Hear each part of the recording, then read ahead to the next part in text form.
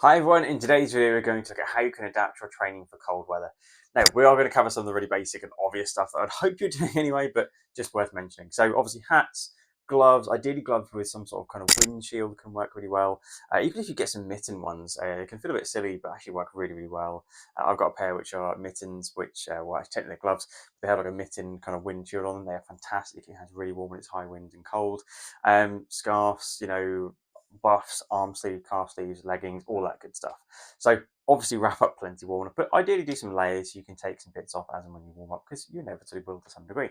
Zip up tops as well, kind of having adjustability and kind of how much air you let in or let out can be really useful as well. That's the obvious stuff.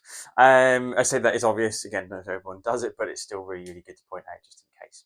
So what I can then do is use different route types. Now, as I said, you will get warm, so you might want to take some layers off as you go through. So either going with some loop routes where you go through some short loops near your home, perhaps, or from wherever you parked up, or going a bit of a lollipop route. So you run out to a point, then you do some circuits and you do a few loops, and you can take off and add layers on if you need to throughout that session, provided you don't get it, not risking them getting stolen essentially. But it's one of those things we as runners we do have to kind of take a risk on sometimes. Now, other parts of it, more structural, more logistical side of things, we want to take a longer warm up. So this is the pre-run element of your warm up, as well as actually what you do in the kind of running party one, which I hope you are doing. So pre-run warm up, obviously you want to probably do inside. You want to go through some drills, maybe a little bit of dynamic stretching and some activation. Get your body warm. If you're inside and you're warm and then you go outside, yes, it'll be a bit of a shock to the system, but your muscles and tissues are ready to go with loads of blood flow to the areas. Our body's not then kind of going, oh, let's keep all the body warm inside. It's warming the muscles that are going to be active through redirecting blood flow through the vascular shunt mechanism, which is really, really useful. So that's our pre-run warm-up. So you spend 5-10 minutes going through doing some dynamic movements. Doesn't have to be massively intense, just getting the body going is really important. Then go into our warm-up jog. Now, this warm-up jog, ideally, it'd be a little bit longer than normal. You would kind of progress the pace throughout this, maybe hitting a little bit quicker pace towards the end, because again, your heart rate will be slightly lower, so it's not going to be too much of an issue there, but we do want to be progressive with this. Aside from that progressive warm-up, we also want to be progressive in our sessions. So don't suddenly go, cool, I'm doing easy jog, easy jog, easy jog, 5k pace, 10k pace. It's risky, because our muscles and tendons haven't been used and lengthened as much. It's a high risk thing at any point, but especially when they're going to be slightly colder and a little bit stiffer than normal.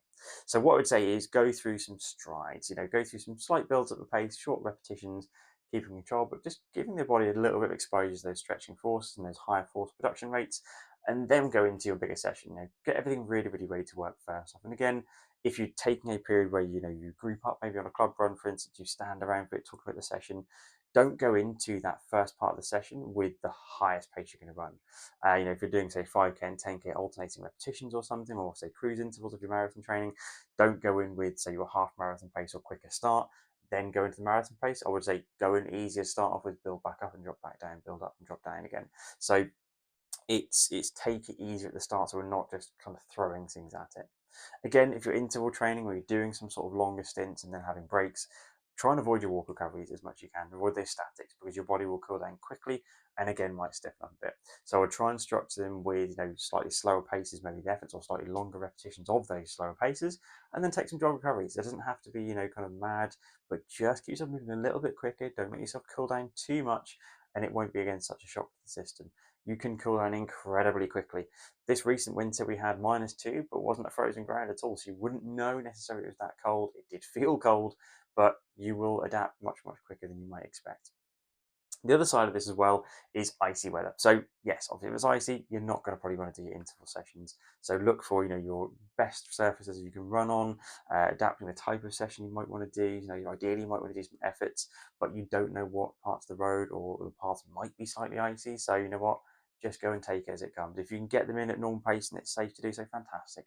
But equally, be willing to lap your watch, drop out of that faster pace for a section if you need to, so you can keep running safely. Importantly, there's a good friend of mine who's mentioned this a lot, and I will comment and tag him in this when I post it. He talks about running socks and putting socks over your running shoes, just an old pair of running socks. Apparently that can work. I've never tried it, but apparently that works really quite well as well. But run of the warmest parts of the day again, where you can, where it's going to be slightly warmer, slightly lighter. Fantastic, that can be really helpful. Isn't always possible though, so again, if you need to then sort of a treadmill running because it's probably going to be dark when it's cold as well, then again, swap it for treadmill running where you either can do then your harder pace sessions in there. So depending on the type of training you're doing, factor these different things in. If you have to do quicker work, maybe do a treadmill. If you need to do it when it's icy, then drop down in intensity, or again, swap to a treadmill if need be. But most importantly, good strong warm up, plenty of layers, warm up into it really gradually. Don't make massive jumps in your speeds and start with the slower paces and build into the session. Really importantly throughout that.